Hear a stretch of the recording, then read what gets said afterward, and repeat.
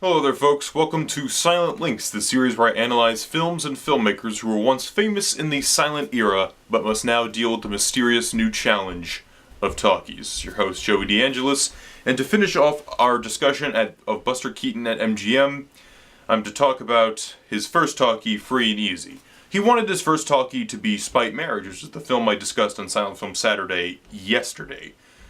However, MGM said no and decided to give Buster Keaton's first talkie to this film, Free and Easy, which is essentially an hour-and-a-half MGM commercial. Basically, Keaton plays Elmer, a gas station attendant who basically acts as an agent to Elvira Plunkett, played by Anita Page. They go to Hollywood, they go to MGM, gags ensue, she falls in love with Larry, you see some MGM cameos, and that's really the movie, honestly.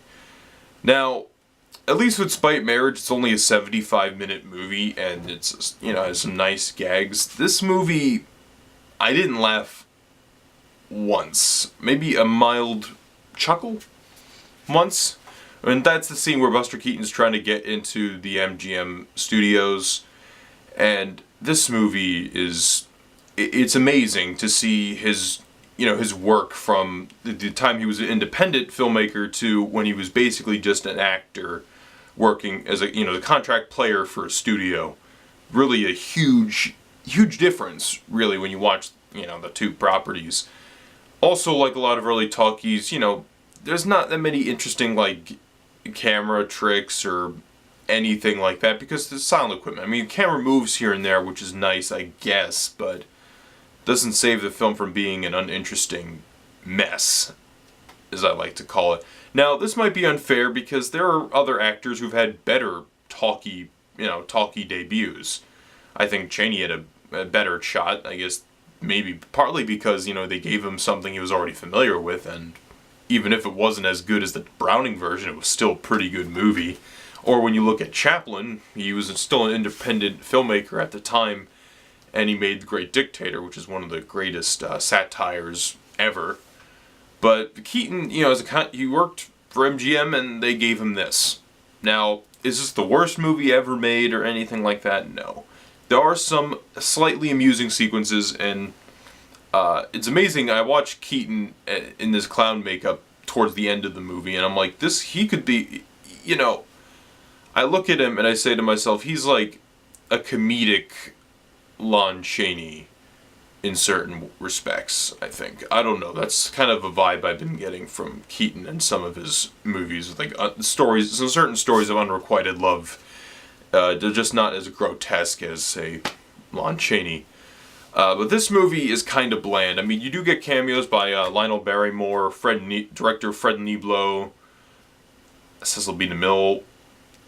You get cameos, and William Haynes is in it, so there are people that, if you're familiar with this period, you'll recognize, but that doesn't make it for a very engaging or compelling movie.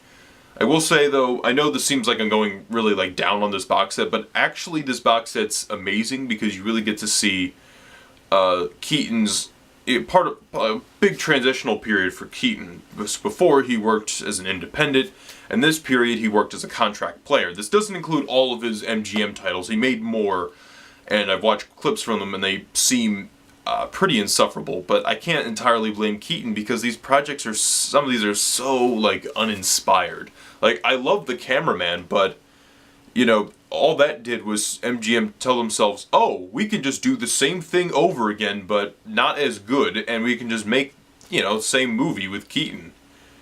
And it didn't mean that Keaton was right, because Keaton made adjustments in The Cameraman to his own style, but it meant MGM was right, and that's why Free and Easy and Spite Marriage don't feel like Keaton films, because he had significantly less control than he did, say, The Cameraman, even though he didn't have that much power involved in The Cameraman. I would recommend checking out the documentary So Funny It Hurts for Buster Keaton's legacy at MGM. It's a really fascinating documentary. And when we head into Silent Film Saturday, I will be reviewing another TCM Archives box set, the Greta Garbo Silence. I'm really intrigued to explore some of these films and re-explore a couple of them. So I'll see you guys later.